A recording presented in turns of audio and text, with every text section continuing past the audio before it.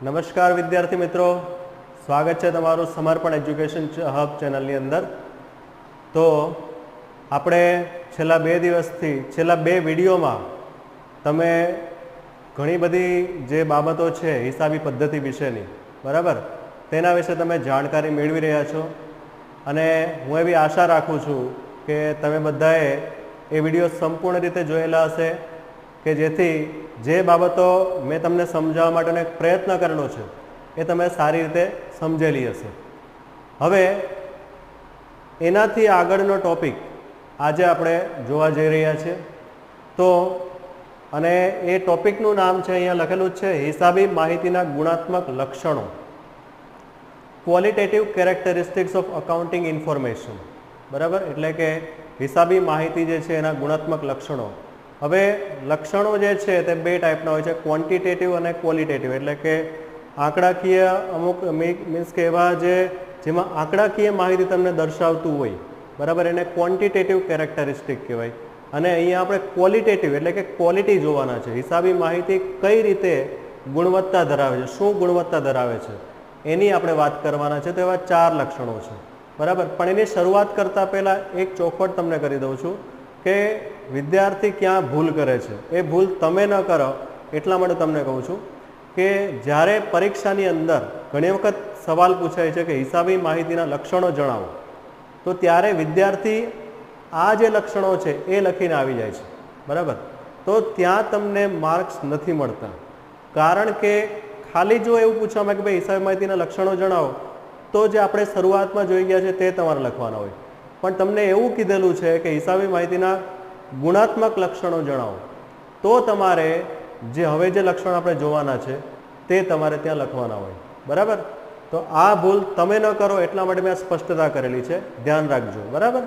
Okay, શરૂઆત કરીએ આપણે। તો પહેલી જે ગુણાત્મક લક્ષણ જે છે એમાં પહેલું લક્ષણ છે વિશ્વાસપાત્રતા, બરાબર, રિલાયબિલિટી। હવે અહીંયા મોટા અક્ષરે તમને એક બહુ મોટો અક્ષર દેખાય છે, ટ્રસ્ટ શબ્દ દેખાય છે, બરાબર, ટ્રસ્ટ। આ શબ્દ ખૂબ જ મહત્વ ધરાવે છે કે આજે કોઈ પણ બાબતની અંદર આ મેઇન વસ્તુ હોય છે, ટ્રસ્ટ, બરાબર। આજે બિઝનેસ પણ આના ઉપર જ ચાલે છે એવું કંઈ તો ચાલે। આપણે અજાણ્યા વ્યક્તિ સાથે જ્યારે કોઈ બિઝનેસ કરીએ છીએ, બરાબર, યા તો આપણે એક અજાણી વ્યક્તિ થઈને કોઈ જગ્યાએ આપણે જોબ કરવા જઈએ છીએ, ત્યારે પેલો સામેવાળો વ્યક્તિ આપણી ઉપર શું મૂકે છે? ટ્રસ્ટ, બરાબર છે। તો વિશ્વાસપાત્રતા જે છે એટલે ટ્રસ્ટ એ શેની અંદર હોવી જોઈએ? તો કે ભાઈ હિસાબી માહિતીની અંદર હોવી જોઈએ। કેમ?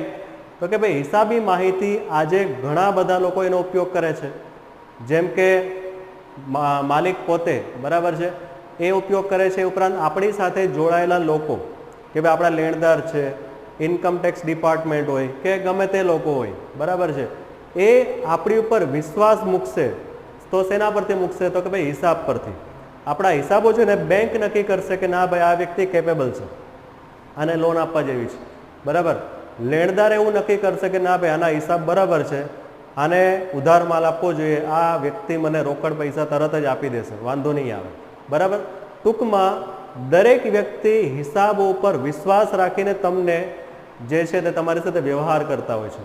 તો આ એનું પહેલું ગુણાત્મક લક્ષણ છે હિસાબી માહિતીનું, વિશ્વાસપાત્રતા, બરાબર। ત્યારબાદ બીજું લક્ષણ આપણે જોઈએ તો સુસંગતતાપણું, રેલેવન્સ। આનો મતલબ શું થાય? તો એના માટે મેં તમને અહીંયા એક ચિત્ર બતાવેલું છે જેમાં લખેલું છે બેલેન્સ શીટ। બેલેન્સ શીટનું ગુજરાતી થાય છે પાકું સરવૈયું। આ શબ્દ મેં વારે વારે રિપીટ કરેલો છે કે ભાઈ હિસાબી માહિતીમાં 2 વસ્તુ આવે, નફા નુકસાન ખાતું ને પાકું સરવૈયું, બરાબર। તો પાકું સરવૈયું એટલે બેલેન્સ શીટ। તો એનું એક સેમ્પલ મેં અહીંયા રજૂ કરેલું છે, જે એમાં અહીંયા લખેલું છે એસેટ્સ, અહીંયા લખેલું છે લાયબિલિટીઝ, બરાબર। એસેટ્સ એટલે મિલકતો, લાયબિલિટીઝ એટલે દેવું, બરાબર। આ મેં તમને સમજાવેલું છે કે પાકા સરવૈયાની અંદર 2 વસ્તુ આવે, મિલકત અને દેવું, બરાબર। તો અહીંયા સુસંગતતાપણું જે છે એ શું બતાવે છે? અહીંયા એનો મતલબ શું થાય? હવે હું તમને સમજાવી દઉં। તો આપણી સાથે જોડાયેલા લોકોને જે માહિતી જોઈએ છે એ માહિતી જો એને હિસાબ પરથી મળી જતી હોય તો તેને સુસંગતતાપણું કહેવાય। ટૂંકમાં તમારી જે જરૂરિયાત છે, તમારે જે જાણવું છે, જે માહિતી જોઈએ છે, એ માહિતી જો આ હિસાબ પરથી મળી જતી હોય તો એવું કહેવાય કે ના ભાઈ આ માહિતી રિલેવન્સ ધરાવે છે, એટલે કે સુસંગતતાપણું ધરાવે છે, બરાબર. જેમ કે બેંક જે છે એ બેંક તમને લોન આપશે, પણ ક્યારે? તમારા હિસાબો ચેક કરશે, હિસાબોમાં ચેક કરશે કે હા ભાઈ દેવા આટલા છે, મિલકતો આટલી છે, એ બધું ચેક કરશે અને એના પરથી નક્કી થશે કે ના ભાઈ આ વ્યક્તિ કેપેબલ છે. ટૂંકમાં બેંકને જે ઇન્ફોર્મેશન જોઈએ છે, જે માહિતી જોઈએ છે એ અહીંથી મળી જાય છે અને એના પરથી નક્કી કરે છે કે આ વ્યક્તિને લોન આપી શકાય, બરાબર. તો આ સુસંગતતાપણું કહેવાય કે ભાઈ જે માહિતી જોઈએ છે એ આપણને મળી જાય છે. તો આ બીજો ગુણાત્મક લક્ષણ છે હિસાબી માહિતીનો. ત્યારબાદ ત્રીજો લક્ષણ સમજ ક્ષમતા, બરાબર, અન્ડરસ્ટેન્ડેબિલિટી. હવે એના માટે તમે એક ચિત્ર જોઈ શકો છો, ટ્રાન્સલેટ લખેલું છે એની અંદર, બરાબર. હવે ટ્રાન્સલેટ એટલે સામાન્ય રીતે ભાષાંતર એવું કહેવાય છે. અને આજે સામાન્ય રીતે સંસ્કૃત ભાષા હોય કે ઇંગ્લિશ ભાષા હોય, ગમે તે હોય, એ આપણે સમજવા માટે આપણે એનું શું કહીએ છીએ? ટ્રાન્સલેશન, બરાબર. એટલે ટ્રાન્સલેટ આપણે શું કામ કરીએ છીએ? સમજવા માટે. એવી રીતે હિસાબી માહિતી જે છે એની અંદર પણ એક એવી ક્ષમતા હોય છે અને તે એટલે સમજ ક્ષમતા, બરાબર. હવે હિસાબી માહિતીને સામાન્ય રીતે સમજવા માટે તમને થોડું ઘણું નોલેજ તો એનું હોવું જોઈએ, કારણ કે આગળ આપણે જે એના પારિભાષિક શબ્દો જોવાના છે, બરાબર. મેં તમને વાત કરી છે પારિભાષિક શબ્દો એટલે શું. તો જે પારિભાષિક શબ્દો જોવાના છે એનું થોડુંક નોલેજ સામાન્ય રીતે વ્યક્તિને હોવું જરૂરી છે, કારણ કે તો જ તમને આ હિસાબી માહિતીમાં ખબર પડશે, તો તમને એમાં સમજ પડશે, બરાબર છે. એટલે ટૂંકમાં સમજ ક્ષમતા તમારી ક્યારે હોય છે?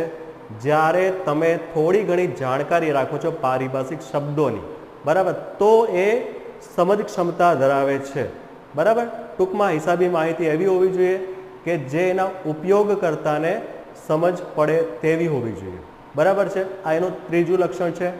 અને છેલ્લું લક્ષણ, ગુણાત્મક લક્ષણ જે છે તેની આપણે વાત કરીએ, તુલનાત્મકતા, બરાબર, કમ્પેરેબિલિટી. અહીંયા જે ચિત્ર બતાવેલું છે એ આખું એક તુલના, બેલેન્સિંગ કરે છે, તમે જોઈ શકો છો, બરાબર. તો અહીંયા આપણે કોની સાથે તુલના કરવાની છે? તો તુલના બે વસ્તુ સાથે થાય. એક તો આપણા ભૂતકાળના હિસાબો સાથે, કે ભાઈ ભૂતકાળના હિસાબો સાથે આપણે તુલના કરીએ તો આપણને ખબર પડે છે કે ભાઈ આપણી પ્રોગ્રેસ છે કે પછી ડાઉનફોલ છે, બરાબર, આપણે નીચે જઈએ છીએ કે ઉપર જઈએ છીએ, બરાબર, એ આપણને ખબર પડી જાય છે. અને બીજી વાત કે આપણે બીજા બિઝનેસ સાથે, એટલે કે આપણા જેવો જ કોઈ બીજો બિઝનેસ છે, જેમ કે મારુતિ સુઝુકી કંપની જે કારની કંપની છે, બરાબર, એ પોતાની ગ્રોથ કેટલું છે, બરાબર, પોતાની પ્રગતિ થાય છે કે પછી અધોગતિ થાય છે, એને કેવી રીતના ખબર પડે છે? તો કે ભાઈ એના જેવી જ કોઈ બીજી કંપની લાઈક હુન્ડાઈ કંપની છે કે કોઈ બી કંપની લઈ લો, બરાબર, એની સાથે કમ્પેરિઝન કરશે તો એને ખબર પડે છે. એની સાથે તુલના કરશે, એના હિસાબો સાથે તુલના કરશે તો એને ખબર પડે છે કે ના ભાઈ મારી અહીંયા પ્રગતિ થાય છે કે પછી હજુ કંઈ ને કંઈ ખોટ રહે છે, એ એને ખબર પડે છે. ટૂંકમાં હિસાબી માહિતીની અંદર આ છેલ્લું લક્ષણ છે ગુણાત્મક લક્ષણ, કે તુલનાત્મકતા એની અંદર હોવી જોઈએ, એટલે કે તમે કમ્પેરિઝન કરી શકતા હોવો જોઈએ, એવી રીતની હિસાબી માહિતી તમારી હોવી જોઈએ, બરાબર. તો આ ચાર લક્ષણો આપણા માટે ખૂબ જ મહત્વના છે. તમને જ્યારે પણ પૂછાય કે ગુણાત્મક લક્ષણો જણાવો તો તમારા ચારે ચાર લક્ષણો વિશે માહિતી એની અંદર આપવાની રહેશે, બરાબર. હવે પછીનો આપણે એક ટોપિક જોવાના છે અને તે એટલે જે આપણે હિસાબી માહિતી આપણે જોઈ રહ્યા છીએ એના ઉપયોગકર્તા એટલે કે એના યુઝર્સ અને એની જરૂરિયાત, બરાબર છે, એના વિશેનો ટોપિક આપણે જોવાના છે, જે ઘણી વખત પરીક્ષાની અંદર પૂછાય છે. મોસ્ટ આઈએમપી ટોપિક ગણી શકાય છે 11th કોમર્સના વિદ્યાર્થી માટે, બરાબર. તો ખાસ આને સમજવાનો પ્રયત્ન કરજો, બરાબર. ખૂબ જ મહત્વનો ટોપિક હવે આપણે જોવાના છે. હિસાબી માહિતીના ઉપયોગકર્તા અને તેમની જરૂરિયાત, બરાબર. એમાં અલગ અલગ ઉપયોગકર્તા એના છે. ઉપયોગકર્તા એટલે યુઝર્સ, બરાબર છે, યાદ રાખશું, કારણ કે ઇંગ્લિશ વર્ડ બી યાદ રાખવો જરૂરી છે અત્યારના સમયની અંદર. તો યુઝર્સ એન્ડ ધેર નીડ્સ, તેની જે જરૂરિયાત છે શું છે? તો પહેલો ઉપયોગકર્તા એ કોણ બતાવેલું છે? તમારી સામે લખેલું છે સંચાલકો, મેનેજમેન્ટ, બરાબર છે. સામાન્ય રીતના બિઝનેસની અંદર મેનેજમેન્ટ જે છે એની અંદર બોર્ડ ઓફ ડિરેક્ટર્સ આવે છે અને એના માટે સમજવા માટે તમને વધારે સમજ પડે એટલા માટે જ મેં અહીંયા આ એક ઉદાહરણ તમને આપેલું છે. બહુ ફેમસ વ્યક્તિનું ઉદાહરણ છે, તમે જોઈને જ ઓળખી ગયા હશો કે મુકેશભાઈ અંબાણી અહીંયા as a board of director છે, બરાબર. એક ચેરમેન છે અને એમડી પણ છે, મેનેજિંગ ડિરેક્ટર, અને એમની સાથે એમના વાઇફ નીતાબેન અંબાણી, બરાબર. અને આ બધા એમની સાથે બોર્ડ ઓફ ડિરેક્ટરના સભ્યો છે, આ બધા ડિરેક્ટર લોકો જ છે, બરાબર. હવે આ આખું જે છે તેને મેનેજમેન્ટ કહેવાય છે, અને એ મેનેજમેન્ટ જે છે ને એને ખરેખર હિસાબી માહિતીનો સૌથી વધારે જરૂર પડે છે. કેમ? તો કે ભાઈ આ લોકો શું કરે છે તો કે ધંધાનું આયોજન, પ્લાનિંગ કરે છે કે ભાઈ ભવિષ્યમાં હવે આપણે શું કરવું, કઈ રીતે નફાને વધારી શકાય, બરાબર. કઈ રીતે આપણી કંપનીને હજુ પણ વધારે ગ્રોથ કરાવી શકાય, બરાબર. કોઈ નવી પ્રોડક્ટ લોન્ચ કરવી છે તો કરવી કે ન કરવી, બરાબર છે. કઈ બેંકમાંથી લોન લેવી જોઈએ, આ બધા ડિસિઝન, જે મહત્વના ડિસિઝન જે છે ને એ આ લોકો લે છે, બોર્ડ ઓફ ડિરેક્ટર્સ, બરાબર. એટલે કે મેનેજમેન્ટ લે છે, સંચાલકો લે છે. અને એટલા માટે જ એવું કહી શકાય કે સૌ પ્રથમ ઉપયોગકર્તા તરીકે, હિસાબી માહિતીના ઉપયોગકર્તા તરીકે સૌ પ્રથમ જો હોય તો તે સંચાલકો છે, બરાબર. સંચાલક એટલે માલિક, ટૂંકમાં બીજું કંઈ નહીં, ધંધાના માલિક લોકો. આ બધા આ ધંધાના માલિક જ છે, જેને હિસાબી માહિતીની જરૂર પડે છે, કારણ કે તેના પરથી જ તે લોકો નિર્ણય લેવાના છે, એટલા માટે, બરાબર. તો આ પહેલા ઉપયોગકર્તાની આપણે વાત કરી લીધી છે. હવે આપણે બીજા પર જઈએ છીએ, બરાબર. નંબર 2, યસ, શેર હોલ્ડર્સ, બરાબર છે. શેર હોલ્ડર્સ એટલે શું? પહેલાં તો તમને એ માહિતી હોવી જરૂરી છે, કારણ કે 11 કોમર્સના વિદ્યાર્થી છો ભાઈ તમે લોકો. અત્યાર સુધી કોમર્સની બાબત કદાચ તમને ખબર નહીં હોય એવું હું માનીને ચાલું છું, બરાબર. કારણ કે ઘણા લોકો એવા ઉત્સુક વિદ્યાર્થીઓ કે જે એડવાન્સ ઇન્ફોર્મેશન ધરાવતા હોય છે, પણ એવા વિદ્યાર્થી બહુ ઓછા હોય છે, કારણ કે 10મા ધોરણ સુધી તો તમે ગણિત, વિજ્ઞાન એના વિશે જ નોલેજ ધરાવો છો, બરાબર. શેર હોલ્ડર્સ એટલે શું એ તમને નહીં જ ખબર હોય એવું માનીને ચાલું છું, અને એ પ્રમાણે તમને માહિતી આપું છું અહીંયા કે શેર હોલ્ડર કોને કહેવાય. હવે અહીંયા ફરી પાછું એક ફેમસ વ્યક્તિનું ચિત્ર છે, અને તે એટલે ધીરુભાઈ અંબાણી, બરાબર છે. હવે તમારા મનમાં કદાચ એવો પ્રશ્ન થતો હશે કે સર આ રિલાયન્સ કંપનીનું જ કેમ એક્ઝામ્પલ લીયા કરે છે, બીજી બધી બહુ કંપની છે ઇન્ડિયાની અંદર, બરાબર. પણ આ વ્યક્તિને જ કેમ લે છે? ધીરુભાઈ અંબાણી પહેલાં મુકેશ અંબાણીને લીધા, હવે ધીરુભાઈ અંબાણી. પણ અહીંયા આપણે એટલા માટે એક્ઝામ્પલ લઈએ છીએ કે ઇન્ડિયાની જે ફેમસ કંપની છે કે જે સારામાં સારી પ્રોગ્રેસ ધરાવે છે, બરાબર. તો હંમેશા એવી કંપનીનું જ આપણે એક્ઝામ્પલ લઈએ, અને એને જેણે સંઘર્ષમાંથી એક સફળતા મેળવેલી છે, બરાબર. તો એવા વ્યક્તિની આપણે જો વાત કરીએ તો આપણને પણ કંઈક પ્રેરણા મળે, બરાબર. એટલા માટે અહીંયા એક મહાન વ્યક્તિનું આપણે અહીંયા એક એક્ઝામ્પલ લીધેલું છે. અહીંયા એનું સ્ટેટમેન્ટ પણ આપેલું છે કે only when you dream it you can do it, બરાબર. જ્યારે તમે કોઈ સપનું જુઓ છો, બરાબર, અને એને પૂરું કરવાનો જ્યારે પ્રયત્ન કરો છો ત્યારે જ તમે એને પૂર્ણ કરી શકો છો. યુ કેન ડુ ઇટ, બરાબર. ઓકે, તો તમારું પણ કંઈક ડ્રીમ હશે એ તમે આ સ્ટેટમેન્ટ પરથી સમજી ગયા હશો. હવે આ વ્યક્તિએ રિલાયન્સ કંપનીની સ્થાપના કરેલી હતી, બરાબર. હવે એમણે જ્યારે વિચાર કર્યો હતો ને કે ભાઈ મારે રિલાયન્સ કંપની સ્ટાર્ટ કરવી છે, તેનો ઇતિહાસ બહુ લાંબો છે, એની અત્યારે વાત કરવા જશો તો પછી વિડીયો બહુ લાંબો થઈ જશે, બરાબર. એટલે એની હિસ્ટ્રી તમને યુટ્યુબ પરથી મળી જ જશે, બીજા બધા વિડીયો મૂકેલા હશે ઘણા લોકોએ, એ તમે જોઈ લેજો એટલે તમને ખ્યાલ આવશે કે ખરેખર રિલાયન્સની હિસ્ટ્રી શું છે, બરાબર. ઘણા બધા સંઘર્ષો પસાર કરીને ધીરુભાઈ અંબાણીએ આ કંપનીની સ્થાપના કરેલી છે, અને આટલી મોટી સફળતા આજે મેળવેલી છે કે આજે નંબર 1 પર કંપની છે ઇન્ડિયાની અંદર, અને એશિયામાં પણ બહુ મોટું નામ છે, બરાબર. ઓકે, તો આ જે ધીરુભાઈ અંબાણીએ જે રિલાયન્સ કંપની સ્ટાર્ટ કરી એની એક પ્રોસેસ હોય છે, બરાબર, કે એની અંદર બહુ કરોડો રૂપિયામાં ફંડ જોઈએ, બરાબર, તો તમે કંપની સ્ટાર્ટ કરી શકો. હવે સ્વાભાવિક છે કે એક વ્યક્તિ પાસે તો આવડું મોટું ફંડ ન હોય, બરાબર. ધીરુભાઈ અંબાણી પાસે એવડું મોટું ફંડ નહીં હતું એ ટાઈમે, તો એક કંપની સ્ટાર્ટ કેવી રીતના કરી શક્યા? આપણને સવાલ ત્યાં ઊભો થાય, બરાબર. તો એટલા માટે શું કરે છે એ લોકો, જે પબ્લિક હોય ને, પબ્લિક એટલે કે આપણે લોકો, આપણને લોકો ઇન્વિટેશન આપે, આમંત્રણ આપે કે ભાઈ તમારા જે પૈસા જે સેવિંગ કરેલા છે, જે બચત તમારી ઘરે એમ જ પડી રહેલી છે, તમે એનો કોઈ યુઝ નથી કરતા, બેંકમાં પડેલી છે, ગમે તે, બરાબર, એને તમે અમારી કંપનીમાં રોકો, ઇન્વેસ્ટ કરો, બરાબર.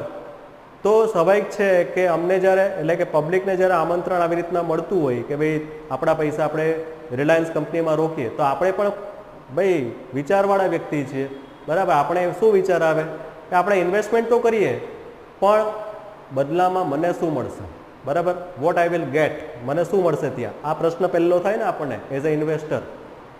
એટલે કંપની આપણને બીજી એક વાત કરે સાથે સાથે કે તમને એના બદલામાં અમને જે નફો થશે ને એનો ભાગ અમે તમને આપીશું, બરાબર છે।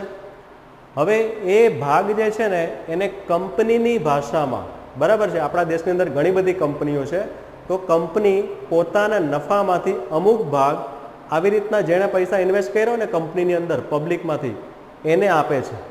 એ ભાગને શું કહેવાય ખબર છે? એને ડિવિડન્ડ કહેવાય, બરાબર છે। અહીંયા મેં લખેલું પણ છે, અહીંયા લખેલું પણ છે એક ચિત્રની અંદર જુઓ તમે, now that's how to declare a dividend, બરાબર।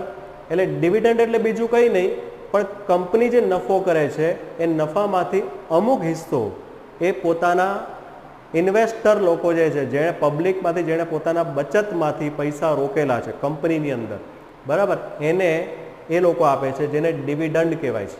આ શબ્દ અત્યારે તમે સમજી લીધેલો છે એવું માનું છું, અને હજુ પણ આગળ આના વિશે ડિટેલમાં આવશે, કંપનીનું પૂરેપૂરું એક ચેપ્ટર આવશે, એટલે તમને એની પ્રોસેસ વધારે ત્યાં ખ્યાલ આવશે। પણ આ એક બેઝિક ડિટેલ છે કે કંપની હંમેશા પોતાના ઇન્વેસ્ટર લોકોને એ એક લાભ આપે છે, પોતાના નફામાંથી અમુક હિસ્સો આપે છે, જેને ડિવિડન્ડ કહેવાય, બરાબર। હવે આ જે ઇન્વેસ્ટર લોકો છે, ખરેખર એને ઇન્વેસ્ટરને પણ એને કહેવાય છે શેર હોલ્ડર, બરાબર। શેર હોલ્ડર એટલે શેર એટલે હિસ્સો, બરાબર છે, કે પોતાનો કંઈક હિસ્સો છે, બરાબર। એઝ અ પાર્ટનર આપણે છીએ, આપણે આપણા પૈસા રોક્યા એટલે આપણે શું થઈ ગયા? કંપનીના પાર્ટનર થઈ ગયા, બરાબર। એટલે શેર હોલ્ડર એટલે કંપનીના પાર્ટનર કહેવાય, કંપનીના ભાગીદાર, બરાબર। હા, એક વાત છે કે એને કંપનીમાં ઘૂસવા દેવામાં આવતા નથી, ખાલી કહેવાના પાર્ટનર્સ, બરાબર। તમે રિલાયન્સ કંપનીના શેર લીધેલા હોય, બરાબર, તમે રિલાયન્સ કંપનીમાં પૈસા રોકેલા હોય તો રિલાયન્સ કંપનીની અંદર તમને કોઈ ઘૂસવા નહીં દે, બરાબર। તમને ખાલી એટલો અધિકાર છે કે તમે જેટલા પૈસા રોકેલા છે એ પ્રમાણે તમને નફાનો ભાગ મળશે, બસ ત્યાં સુધી જ વાત રહે છે, એનાથી આગળ નહીં। તો ટૂંકમાં કહેવાનું એટલું છે કે અહીંયા શેર હોલ્ડર્સ એટલે કે આપણે લોકો પબ્લિક, બરાબર, એ પબ્લિક જે છે જ્યારે પૈસા રોકી દીધા છે તો એ લોકો પણ હિસાબી માહિતીનો ઉપયોગ કરે છે કે ભાઈ અમને બી જાણવા દો કે આ વર્ષે કંપનીનો નફો કેટલો છે, તો એ પ્રમાણે અમને ડિવિડન્ડ મળવું જોઈએ ને, અમને નફાનો ભાગ મળવો જોઈએ ને, એટલા માટે એ લોકો પણ હિસાબી માહિતીના ઉપયોગ કરતા ગણાય, બરાબર। આ રીતની મિટિંગ થાય છે કંપનીની અંદર, એમાં બધા શેર હોલ્ડરો બેઠેલા છે, અહીંયા કંપનીનો ડિરેક્ટર છે, બરાબર, અને કંપનીનો ડિરેક્ટર ડિક્લેરેશન કરે છે આ બધા લોકોને કે ભાઈ આ વર્ષે તમને આટલું ડિવિડન્ડ મળશે, કારણ કે અમને આટલો નફો થયેલો છે એટલા માટે, બરાબર। એટલે આ બધી માહિતી એને ક્યાંથી મળી? હિસાબી માહિતી પરથી, બરાબર। તો શેર હોલ્ડરને ખબર પડી ને। તો આ બીજા ઉપયોગ કરતા હતા શેર હોલ્ડર્સ। આગળ વધીએ હવે આપણે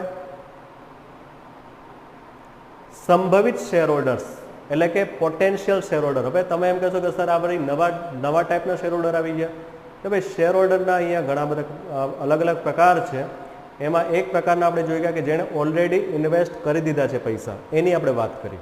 હવે આ સંભવિત એટલે હજુ જે શેર હોલ્ડર બન્યા નથી, હજુ જેણે પૈસા રોકેલા નથી પણ વિચાર કરતા છે કે મારે પૈસા રોકવા છે, પણ કઈ કંપનીમાં રોકવા, બરાબર ને। ઇન્ડિયાની અંદર હજારો કંપની છે, બરાબર, યાદ રાખજો હજારો કંપની છે, બરાબર। હવે આ હજારો કંપનીમાંથી મારે કઈ કંપનીમાં પૈસા રોકવા, બરાબર, આ સવાલ ઊભો થાય જ, કારણ કે હું બી વિચારું ને કે મારી પાસે જે પૈસા છે એમાંથી મને વધારેમાં વધારે વળતર કઈ કંપની આપશે, બરાબર। એટલે આવા જે હોય ને, આવા જે વિચારક હોય ને, જે રોકાણ કરવા ઈચ્છે છે પણ જે આવો વિચાર કરે છે કે મને સારામાં સારું વળતર મળે એવી કઈ કંપની છે, આવું જે વિચારવાળા લોકો હોય ને એને કહેવાય છે સંભવિત share holders, potential share holder, બરાબર। એ લોકો જો હંમેશા આવું વિચારે, ચિત્ર પરથી તમે જુઓ કે એ પોતાના પૈસા બીજ રોપે છે, પછી એમાંથી એક વૃક્ષ થયું અને પછી બહુ મોટું વૃક્ષ થઈ ગયું, બરાબર છે, જે એને સારામાં સારું ફળ આપે છે। ટૂંકમાં કહેવાનું એ એટલું થાય છે કે એ એવું કરવા માગે છે કે જે ધારો કે એણે 1000 રૂપિયા રોકેલા છે કે 10,000 રૂપિયા રોકેલા છે, તો 15-20 વર્ષ પછી એમાંથી એને લાખો રૂપિયા કમાઈને મળે, બરાબર છે, એનો વિચાર આવો છે ટૂંકમાં, બરાબર। આ તો એક એક્ઝામ્પલ આપ્યું મેં, બાકી કંપની જે ઇન્વેસ્ટમેન્ટ કરીએ છીએ એનું સારામાં સારું રિટર્ન આપે પણ છે, બરાબર। અને એ બધું તમને આગળ જાણવામાં આવશે, વધારે માહિતી તમને આગળ ભણવામાં આવશે। અત્યારે ખાલી આટલું યાદ રાખો કે સંભવિત શેર હોલ્ડર એટલે એવા શેર હોલ્ડર જે પોતાના પૈસાનું વધારેમાં વધારે વળતર કઈ કંપનીમાંથી મળશે એવું વિચારે છે। હવે એના માટે લોકો શું કરશે ખબર છે? દરેક કંપનીના હિસાબો ચેક કરશે, એટલે કે દરેક કંપનીની જે હિસાબી માહિતી છે એનો ઉપયોગ કરશે, જેના પરથી એને ખબર પડશે કે ભાઈ કઈ કંપની સારી છે કે જેમાં હું પૈસા રોકું તો મને વધારે નફો મળશે, વધારે નફાનો ભાગ આપશે એ લોકો, બરાબર. આ વિચાર એને શેના પરથી આવે છે? હિસાબી માહિતીના ઉપયોગ પરથી, બરાબર છે. તો એ ડિસિઝન લઈ શકે છે કે મને કઈ કંપનીમાંથી સારું વળતર મળી શકે છે. એટલા માટે એવું કહી શકાય કે સંભવિત શેર હોલ્ડર પણ એક એવા શેર હોલ્ડર છે જે હિસાબી માહિતીનો ઉપયોગ કરે છે, બરાબર. આગળ વધીએ આપણે હવે. યસ, લેણદારો, બરાબર. બહુ સ્ટાઇલમાં આ ભાઈ ઉભેલા છે, ટાઈ બાંધીને, બરાબર છે. જેને આપણે શું કહે છે? ક્રેડિટર્સ, લેણદાર. હંમેશા લેણદારો ને સ્ટાઇલમાં જ ઉભેલા હોય, કારણ કે એને પૈસા લેવાના હોય, બરાબર.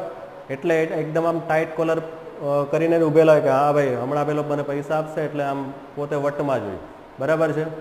તો એ વટમાં જે રહેવાવાળા લોકો છે તે એટલે બેંક, બરાબર છે. બેંક હંમેશા આમ રાહ જોઈને જ બેઠ્યું કે ક્યારે પેલો મને હપ્તો આપે, બરાબર. કારણ કે એણે લોન આપેલી છે, બરાબર.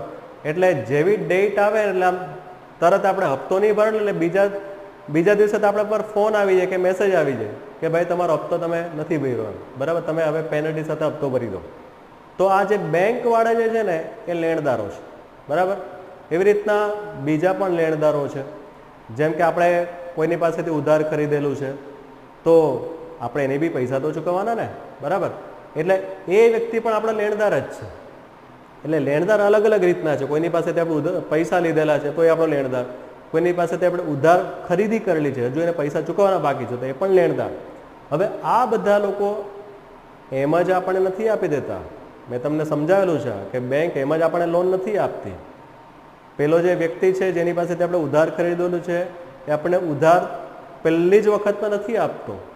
એ શું કરશે? પહેલાં આપણા હિસાબો ચકાસે છે, આપણા હિસાબોનો ઉપયોગ કરે છે, એને ચકાસીને નક્કી કરે છે કે આ વ્યક્તિને લોન આપવી જોઈએ કે ન આપવી જોઈએ, આ વ્યક્તિને ઉધાર વસ્તુ આપવી જોઈએ કે ન આપવી જોઈએ. લેણદાર જે છે ઉધાર ખરીદેલું જેની પાસેથી આપણે લીધેલું છે એ શું કરશે? એ હિસાબો ચેક કરશે. આપણે પેલી બેલેન્સ શીટ હમણાં જોઈ હતી ને, એ રીતના બેલેન્સ શીટ ચેક કરશે, પાકું સર્વે ચેક કરશે કે જેના પરથી નક્કી થશે કે હા ભાઈ આની પાસે દર વખતે આટલા કેશ પડેલી હોય છે તો મને ટાઈમ પર પૈસા આપી દેશે. એવી રીતના બેંકવાળાને પણ એવું જ લાગે કે ભાઈ આની પાસે આટલી રોકડ પડેલી છે અથવા તો આની પાસે આટલી પ્રોપર્ટી છે તો કદાચ લોન નહીં ભરે ને તો આની પ્રોપર્ટીમાંથી મને પૈસા મળી જશે અને પ્રોપર્ટી વેચીને મને પૈસા મળી જશે, બરાબર. આવી રીતનું બેંકવાળા પણ વિચારે અને એ પછી એ લોકો આપણે લોન આપે છે, બરાબર. એટલે આ બધા જ માટે, આ બધા નિર્ણય માટે લેણદાર શું કરે છે તો કે ભાઈ હિસાબી માહિતી પહેલાં ચેક કરે કંપનીની અને પછી કંપનીને લોન આપે. પહેલેથી એ લોકો વિશ્વાસ નથી કરી લેતા, બરાબર છે. તો આ લેણદારો પણ હિસાબી માહિતીના ઉપયોગ કરતા કહેવાય છે. આગળ વધીએ આપણે હવે. કર્મચારીઓ, એમ્પ્લોઈઝ, બરાબર છે. હવે સામાન્ય રીતના જોવા જઈએ તો એમ્પ્લોઈઝ એટલે જે ઓફિસમાં કામ કરવાવાળા લોકો છે તે લોકો, બરાબર. હવે આ લોકોને હિસાબી માહિતીનો શું ઉપયોગ? સવાલ આપણને ઊભો થાય ને, ભાઈ એ લોકોને તો પગાર મળી જતો હોય તો એ લોકોને વળી શું કામ છે હિસાબી માહિતીનું કંઈ કામ કરું, બરાબર. આપણે બી જોબ કરતા હોય અને આપણને ટાઈમ પર સેલેરી મળી જતું હોય તો આપણને શું વિચાર આવે? આપણે આવો વિચાર આવે કે ભાઈ ના ના મારે હિસાબી માહિતીનો ઉપયોગ કરવો છે, મારે ચેક કરવા છે હિસાબો. થાય ખરું આવું? પણ ચેક કરવું જોઈએ. જો આપણે એમ્પ્લોય હોય તો આપણે હિસાબી માહિતી ચેક કરવી જોઈએ. કેમ? તો યાદ છે ને તમને, આપણા ભારત દેશની અંદર એક બહુ મોટો તહેવાર ઉજવાય અને તે એટલે દિવાળી, બરાબર છે. અને દિવાળીના ટાઈમે જે કર્મચારીઓ હોય ને એને કંઈક એક્સ્ટ્રા મળતું હોય. યસ, તમારા મગજમાં એક શબ્દ આવી જ ગયો હશે, સર બોનસ મળે, બરાબર છે. કંઈક એક્સ્ટ્રા ઇન્કમ, સેલેરી તો મળતી જ હોય પણ સેલેરીની સાથે એક એક્સ્ટ્રા સેલેરી મળે, બરાબર, જેને બોનસ કહેવાય. અને એ બોનસ કંપની પોતાના નફામાંથી આપતી હોય, બરાબર છે. તો અહીંયા કર્મચારી શું વિચારે કે યાર આ વખતે મારી સેલેરી કંપની આટલી જ વધારી, કેમ આટલી જ વધારી, બોનસ આ વખતે કેમ ઓછું આપ્યું? આ પ્રશ્ન કર્મચારીને થાય, બરાબર. અને પછી કર્મચારી શું કરે? હિસાબી માહિતી ચેક કરે કે જોવા દે તો ખરા મને કે આ વર્ષે કંપનીનો નફો ઓછો થયેલો છે એટલા માટે મને બોનસ ઓછું આપ્યું, આ વખતે કંપનીને નફો ઓછો છે એટલા માટે મારી સેલેરી વધારી નહીં, દર વર્ષે તો વધારે છે, આ વર્ષે કેમ ન વધારી, બરાબર છે. આવો કર્મચારીને સવાલ ઊભો થાય છે. આ સવાલના સોલ્યુશન માટે કર્મચારી હિસાબી માહિતીનો ઉપયોગ કરે છે, જેના પરથી એને ખબર પડે છે કે ભાઈ કર્મચારી ને જે પગાર વધારો મળવો જોઈએ એ નથી મળ્યો. હિસાબી માહિતીમાં તો બતાવે છે કે નફો વધેલો છે અને એમને તો પગાર મળ્યો નથી, વધારો થયો નથી. એટલે શું કરશે પછી? અમારી માંગે પૂરી કરો, અમારી માંગે પૂરી કરો એમ કરીને હડતાલ પર ઉતરી જાય છે, સ્ટ્રાઇક કરે છે, કંઈ પણ કરે છે. બરાબર? એટલે આ બધું શેના પરથી કરે છે એ લોકો? તો કે ભાઈ હિસાબી માહિતી ચેક કરીને, બરાબર, એના પરથી લાગે છે કે ના ભાઈ કંપનીના માલિકે અમને વધારો કરવો જોઈએ પગારમાં પણ નથી કર્યો. બરાબર? આ બધી બાબત એને હિસાબી માહિતીના ઉપયોગ પરથી ખબર પડે છે. એટલા માટે એવું કહેવાય છે કે કર્મચારીઓ પણ હિસાબી માહિતીના ઉપયોગ કરતા છે. બરાબર? આગળ વધીએ હવે આપણે. વેરા અધિકારી, ટેક્સ ઓથોરિટી. બરાબર? Tax authority, income tax department અહીંયા લખેલું જ છે. ઇન્કમ ટેક્સ વાળાનું કામ શું છે મેં તમને આગળના વિડીયોમાં સમજાવી દીધું છે. બરાબર?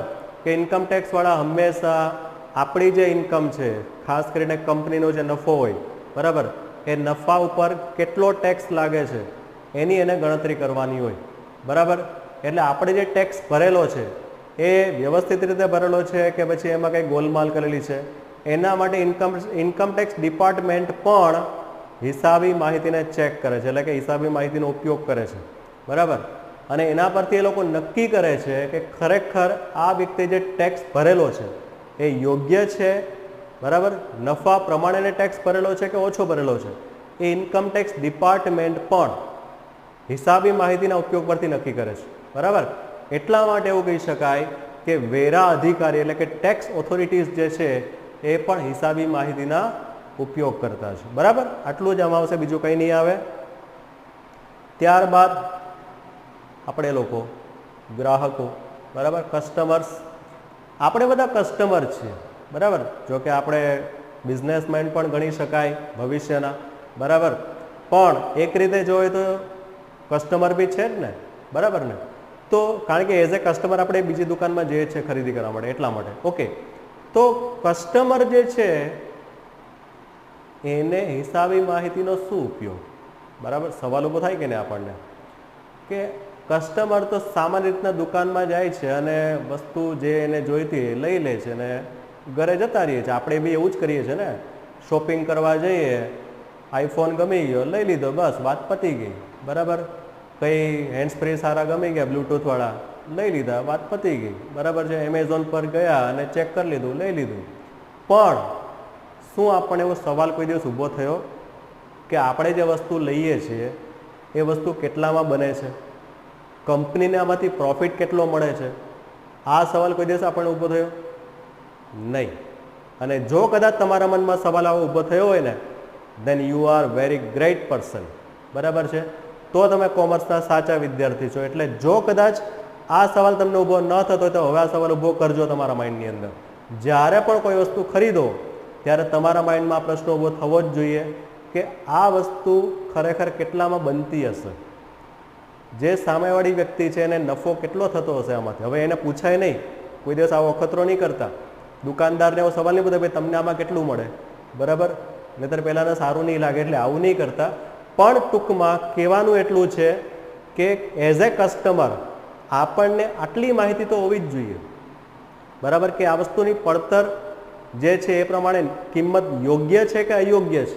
બરાબર? કારણ કે અત્યારે આપણને ખબર છે કે ગ્રાહક જે છે ને એ બજારનો રાજા કહેવાય છે. બરાબર? એ તમને અર્થશાસ્ત્રમાં ભણવામાં આવશે કે ગ્રાહક કેવી રીતના બજારનો રાજા કહેવાય. આજે ગ્રાહકને મેઇન ઇમ્પોર્ટન્સ આપવામાં આવે છે. ગ્રાહકની જેવી માંગ હોય ને એવી જ વસ્તુનું ઉત્પાદન થાય છે બજારની અંદર, કે જેથી ગ્રાહકને જોઈતી વસ્તુ મળી રહી અને એ બી જોઈતી કિંમતે મળી રહી. બરાબર છે? એટલે ગ્રાહક સુરક્ષા આ શબ્દ પણ તમે ઘણી વખત સાંભળેલો છે કે ગ્રાહકને કંઈક ફ્રોડ થાય કે આવું ચીટિંગ થાય, કંઈ બી થાય ને આપણે ડાયરેક્ટ ગ્રાહક સુરક્ષા કોર્ટમાં જઈ અને ફરિયાદ દાખલ કરી દેવાની. એટલે જેણે આપણી સાથે ચીટિંગ કર્યું હોય ને કસ્ટમર જોડે, બરાબર, એને કંઈ ને કંઈ સજા ફટકારવામાં આવે જો એને કંઈક આરોપ મીન્સ કે એના પર જે આરોપ મૂકેલો છે સાબિત થઈ જાય તોની વાત છે. બરાબર? તો અહીંયા કસ્ટમરનું મહત્વ પણ ઘણું બધું વધી ગયું છે આજના સમયની અંદર. ટૂંકમાં કહેવાનું એટલું છે. અને કસ્ટમર હિસાબી માહિતીનો ઉપયોગ શું કામ કરે છે?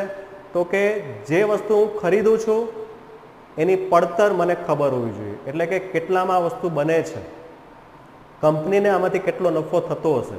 બરાબર છે? આ બાબત એઝ એ કસ્ટમર આપણને એક નોલેજ મેળવવું જોઈએ. બરાબર છે.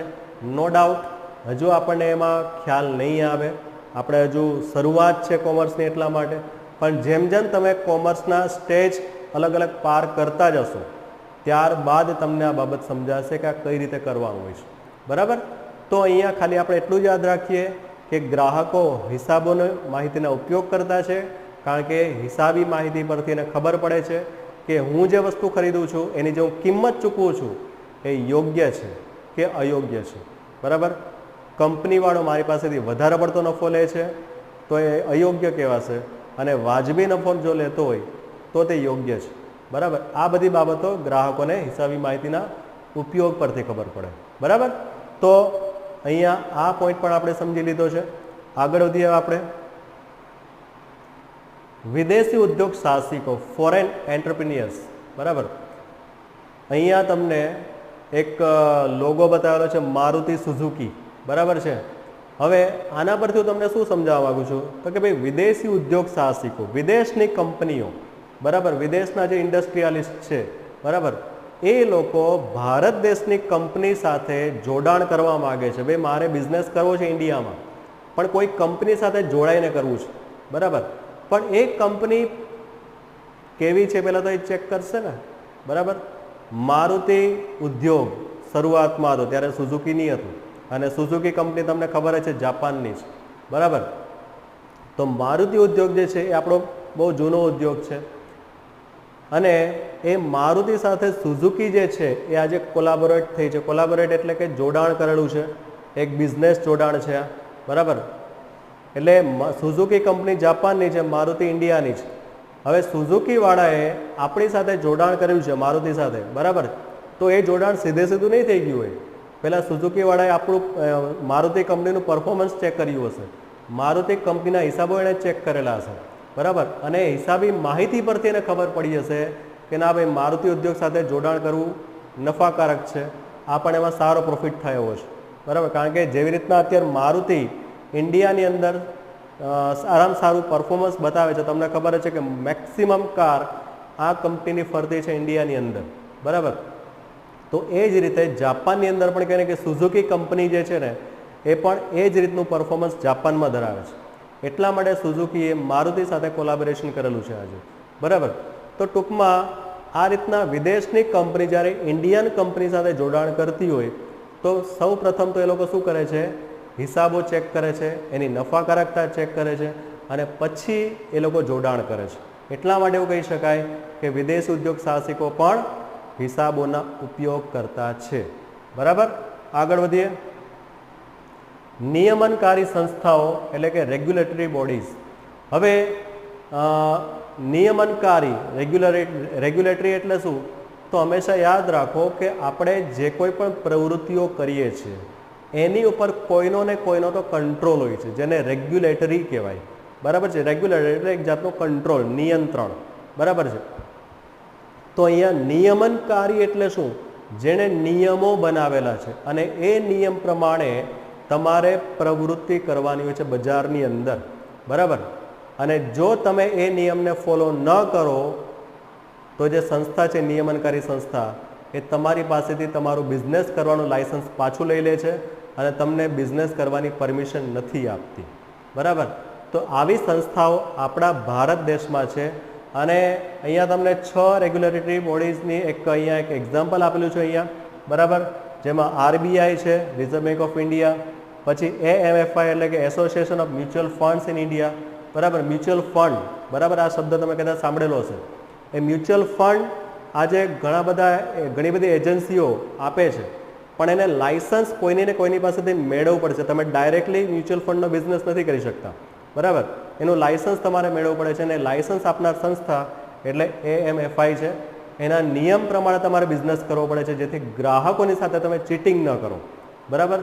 જો આ સંસ્થાને ખબર પડે કે ભાઈ આ લોકોએ ગ્રાહક સાથે ચીટિંગ કરી અને ગ્રાહક જો એકવાર ફરિયાદ કરી દેશે તો આ જે સંસ્થા છે એ મ્યુચ્યુઅલ ફંડની જે એજન્સી છે, જે કંઈ પણ જેણે એજન્સી લીધેલી હશે એનું લાયસન્સ ત્યાંને ત્યાં કેન્સલ થઈ જાય છે, પછી એ બિઝનેસ કરી શકતી નથી. બરાબર. એવી રીતના બીજી ઘણી બધી સંસ્થાના એક્ઝામ્પલ છે અહીંયા. PFRDA, pension fund regulatory and development authority. બરાબર. પછી આઈઆરડીએઆઈ, ઇન્સ્યોરન્સ કંપનીઓ આપણે ભારત દેશની અંદર બહુ બધી છે. બરાબર, LIC છે, પછી બજાજ ઇન્સ્યોરન્સ ને એવી ઘણી બધી તમે જો સર્ચ કરશો ગૂગલ પર તો તમને મળી જશે. બરાબર, તો આવી જે ઇન્સ્યોરન્સ કંપનીઓ જે છે, જે બિઝનેસ કરે છે, લોકોને એક વીમાની ઓફર કરે છે, બરાબર, તો આ કંપનીઓ ઉપર પણ કંટ્રોલ છે. કોનો? તો કે ભાઈ IRDAI, કે જો તમે કસ્ટમર જોડે કંઈ ને કંઈ ચીટિંગ કરી અને જો કસ્ટમરે ફરિયાદ દાખલ કરીને જો સાબિત થઈ ગઈ તો એના પર આ જે સંસ્થા છે તે એક્શન લે છે. બરાબર, એવી રીતના અહીંયા લખેલું છે SEBI, SEBI, SEBIનો લોગો છે, security action board of India. આ સંસ્થા બહુ મોટું એક નામ ધરાવે છે ઇન્ડિયાની અંદર, કારણ કે ભારત દેશમાં જેટલી પણ કંપનીઓ બહુ મોટા લેવલ પર કામ કરે છે, જે મેં તમને આગળ વાત કરી ને શેર હોલ્ડરની, બરાબર, એવી જે શેર હોલ્ડરવાળી કંપનીઓ છે ને એવી ઘણી બધી જે કંપનીઓ છે, એ કંપનીઓ એક નિયમને આધારે કામ કરે છે, જેને કંપની કાયદો કહેવાય છે, કંપની એક્ટ કહેવાય છે. બરાબર, અને એ કંપની એક્ટના જે નિયમો છે એ આ સેબીએ મીન્સ કે સેબી એનું ફોલોઅપ કરાવે છે કંપનીઓ પાસે, અને જો કંપની એ પ્રમાણે કામ ન કરે તો કંપનીનું લાયસન્સ રિજેક્ટ કરવાની જે ઓથોરિટી છે ને એ આ સંસ્થાના હાથમાં છે, સેબી. બરાબર, અને એવી રીતના MCA, ministry of corporate affairs. તો આ બધી નિયમનકારી સંસ્થાઓ છે. હવે એ સંસ્થાઓ પણ કહેવાય ને કે હિસાબો ચેક કરે છે. કેમ? તો કે ભાઈ એના પરથી એ લોકો માર્ગદર્શિકા નક્કી કરે છે. માર્ગદર્શિકા એટલે ગાઈડલાઈન નક્કી કરે. જેવી રીતના અત્યારે કોરોનામાં કેવી ગાઈડલાઈન છે કે તમારે માસ્ક પહેરવાનું, સેનિટાઈઝર રાખવાનું, આને ગાઈડલાઈન કહેવાય. બરાબર, એવી રીતના આ બધી સંસ્થાઓ છે ને અમુક ગાઈડલાઈન નક્કી કરે કે ભાઈ તમારે આ ગાઈડલાઈન પ્રમાણે જ બિઝનેસ કરવાનો, આ નિયમ પ્રમાણે જ બિઝનેસ કરવાનો. એક માર્ગદર્શિકા એ લોકો હિસાબો પરથી નક્કી કરે છે. યાદ રાખજો શબ્દ. બરાબર, કંપનીઓના જે હિસાબો હોય છે એ હિસાબો ચકાસે છે, એમાં સમાનતા લાવવા માટે, બરાબર, એમાં યોગ્ય નિયમો નક્કી કરવા માટે એ લોકો માર્ગદર્શિકા તૈયાર કરે છે હિસાબો પરથી, જેનો ઉપયોગ અલગ અલગ કંપનીઓ જે બજારમાં ઇન્ડિયામાં જે કામ કરે છે તે એને ફોલો કરે છે. બરાબર, અને જે આ ગાઈડલાઈનને ફોલો નથી કરતી એના પર આ બધી સંસ્થાઓ એક્શન લેતી હોય છે. બરાબર, તો આ પણ એક ઉપયોગ કરતા થઈ ગયા. બરાબર છે, નિયમનકારી સંસ્થાઓ જે હિસાબોનો ઉપયોગ કરીને માર્ગદર્શિકા તૈયાર કરે છે, એટલે કે ગાઈડલાઇન્સ તૈયાર કરે છે. બરાબર, આગળ વધીએ આપણે હવે. વ્યવસાયી સંસ્થા, પ્રોફેશનલ બોડીઝ. બરાબર છે, અહીંયા તમને એક ટાઇટલ આપેલું છે, તમે જુઓ, એક અહીંયા બિલ્ડિંગ બતાવેલું છે, the institute of chartered accountants of India, ICAI. બરાબર, કોમર્સના વિદ્યાર્થીઓનો મેઇન ગોલ આનો હોય છે. બરાબર, ચાર્ટર્ડ એકાઉન્ટન્ટ. ઘણા વિદ્યાર્થીઓ આના વિશે બહુ વિચારતા હશે કે સર મારે તો આગળ જઈને CA બનવું છે. બરાબર, જે બહુ મોટી વાત છે, પ્રોફેશનલ કોર્સ કહેવાય. બરાબર, એની આપણે પછી વાત કરશું, હજી તો બહુ લાંબી મજલ આપણે કાપવાની છે. પણ અહીંયા આપણે ખાલી એટલું જાણીએ કે વ્યવસાયી સંસ્થાઓ જે છે એની અંદર અહીંયા તમને એક્ઝામ્પલ જે આપેલું છે CAનું, ICAI. બરાબર, એ હિસાબોની માહિતીનો ઉપયોગ કરે છે. કેમ? તો એ લોકો એટલા માટે ઉપયોગ કરે છે કારણ કે એ લોકો પણ ગાઈડલાઈન નક્કી કરે છે. હવે એ લોકો ગાઈડલાઈન એટલે શું નક્કી કરે એમાં? તો કે ભાઈ હિસાબો કઈ રીતે લખવા એની એ ગાઈડલાઈન નક્કી કરે. બરાબર છે, આજે દરેક બિઝનેસમેન હિસાબો લખે છે, પણ એ પોતપોતાની રીતે જો હિસાબ લખતો હોય તો એમાં સમાનતા નહીં જોવા મળે. બરાબર, એટલે અમુક સ્ટાન્ડર્ડ હોવું જોઈએ કે હિસાબો આ રીતે જ લખવાના. બરાબર, અમુક નિયમોને અનુસરીને તમારે હિસાબો તૈયાર કરવાના. બરાબર, તો આ જે સ્ટાન્ડર્ડ જે છે ને એ નક્કી કરનારી સંસ્થા એટલે આ વ્યવસાયી સંસ્થા. બરાબર, ચાર્ટર્ડ એકાઉન્ટન્ટ્સ. બરાબર છે, એ લોકો ચેક કરે છે હિસાબો કે જે નક્કી કરેલા ધોરણો છે, વ્યવસાય સંસ્થાએ જે નક્કી કરેલા ધોરણો છે એ ધોરણ પ્રમાણે શું હિસાબો તૈયાર થયેલા છે, તો પછી CA એના પર સિગ્નેચર કરશે. બરાબર, અધરવાઇઝ એને રિજેક્ટ કરી નાખશે. એટલે આ રીતે વ્યવસાય સંસ્થા પણ કહેવાય ને કે હિસાબી માહિતીનો ઉપયોગ એટલા માટે કરે છે કે એ લોકો અમુક ધોરણો નક્કી કરે, અમુક સ્ટાન્ડર્ડ નક્કી કરતા હોય છે કે જે સ્ટાન્ડર્ડ પ્રમાણે તમારે હિસાબો તમારા તૈયાર કરવાના છે. તમે તમારા હિસાબો તમારી રીતે નથી તૈયાર કરી શકતા. મેં પહેલાં જ કીધું, અમુક ધોરણો એવા નક્કી કરેલા છે, પહેલેથી સ્ટાન્ડર્ડ નક્કી કરેલા છે આ સંસ્થાઓએ. એ સંસ્થા પ્રમાણે અકાઉન્ટન્ટ જે હોય છે, નામું લખનાર, એણે હિસાબો લખવાના હોય છે. બરાબર, તો આપણે ઉપયોગ કરતા થઈ ગયા. આગળ વધીએ હવે આપણે. સંશોધકો અને વિશ્લેષકો, રિસર્ચર્સ એન્ડ એનાલિસ્ટ. જો ભાઈ રિસર્ચર્સ એટલે જે લોકો સંશોધન કરે છે તે લોકો. હવે તમે એમ કહેશો કે સર સંશોધકોને વળી આની શું જરૂર છે? સંશોધકો તો એટલે બધા જે નવું નવું ઇન્વેન્શન કરે છે, જે નવી નવી શોધ કરે છે, બરાબર, એ લોકો સંશોધકો કહેવાય. હવે એને હિસાબોને શું લાગે વળગે, બરાબર, આપણા મનમાં પ્રશ્ન થાય ને. પણ ખાલી એને જ સંશોધક ન કહેવાય. ઇન્ડિયાની અંદર બે મોટા સંશોધકો છે જેના નામ તમને બતાવેલા છે. એક છે ક્રાઇસિલ અને બીજું છે ICRA, બરાબર છે. ક્રાઇસિલ એટલે કે credit rating information services of India limited, બરાબર, અને બીજું છે ICRA investment information and credit rating agency. આ બંનેમાં તમે એક કોમન શબ્દ જુઓ છો, ક્રેડિટ રેટિંગ ઇન્ફોર્મેશન, અહીંયા છે ક્રેડિટ રેટિંગ એજન્સી. એટલે કે આ બંને સંસ્થાઓ શું કરે છે ખબર છે? ઇન્ડિયાની અંદર બિઝનેસ કરનારી જેટલી બી કંપનીઓ છે એનું ક્રેડિટ રેટિંગ કરે છે. ક્રેડિટ રેટિંગ એટલે કે આ કંપની કેટલી ક્રેડિટ ધરાવે છે, ક્રેડિટ એટલે કે શાખ, બરાબર, કઈ કંપની કેટલી ક્રેડિટ ધરાવે છે એનું રેટિંગ કરે. રેટિંગ એટલે કે આને નંબર 1 આપવાનો, આને નંબર 2, નંબર 3, એવી રીતના રેન્ક આપે, બરાબર છે, એને રેટિંગ કહેવાય. અને એ શેના પરથી આપે છે? તો કે એના પરફોર્મન્સ પરથી, કે ભાઈ કઈ કંપની સારામાં સારો નફો કમાય છે, કઈ કંપનીનું બ્રાન્ડિંગ ઇન્ડિયાની અંદર વધારે છે, તો એને નંબર 1 આપીએ, બરાબર. તમે ઘણી વખત ન્યૂઝપેપર વાંચો ને તો તમે જુઓ, તમે એમાં જોતા હશો કે આ કંપની નંબર 1 પર છે, આ કંપની નંબર 2 પર છે, એને રેટિંગ કહેવાય, બરાબર, અને એને ક્રેડિટ રેટિંગ કહેવાય. હવે આ ક્રેડિટ રેટિંગ કોણ કરે? તો એના પર જે સંશોધન કરે છે, એનું કામ જ છે સંશોધન કરવાનું, બીજું કંઈ છે જ નહીં, બરાબર. તો આ બંને સંસ્થાઓ માત્ર ને માત્ર સંશોધન કરે છે ઇન્ડિયામાં જે કામ કરનારી કંપનીઓ છે એના ઉપર, અને પછી એને રેટ આપે છે કે ભાઈ આ નંબર 1 પર છે, આ નંબર 2 પર છે. કોના માટે રેટિંગ કરે છે ખબર છે? આપણા માટે. કારણ કે એ લોકો પછી રિપોર્ટ બહાર પાડશે એટલે આપણને ખબર પડશે કે આમાંથી કઈ કંપની સારામાં સારું વળતર આપે એમ છે અને કઈ કંપની ઓછું વળતર આપે એમ છે. તો મારા પૈસા ક્યાં રોકવા જોઈએ એ બધું આપણને આ લોકોની જે રિપોર્ટ હોય ને એના પરથી આપણે ખબર પડે. એટલા માટે આ બંને જે સંસ્થાઓ છે ને એ પણ હિસાબી માહિતીનો ઉપયોગ કરે છે. કારણ કે તો જ તો એને પરફોર્મન્સ ખબર પડશે, તો જ તો એ લોકો રેટ આપશે કે નંબર 1 પર કયું છે, નંબર 2 પર કયું છે, બરાબર. એટલે હિસાબી માહિતીનો ઉપયોગ કરીને એ લોકો રેટિંગ આપે છે, બરાબર.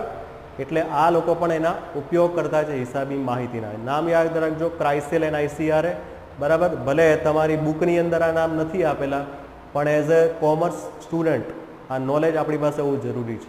તો આપણું પણ રેટિંગ છે, બરાબર.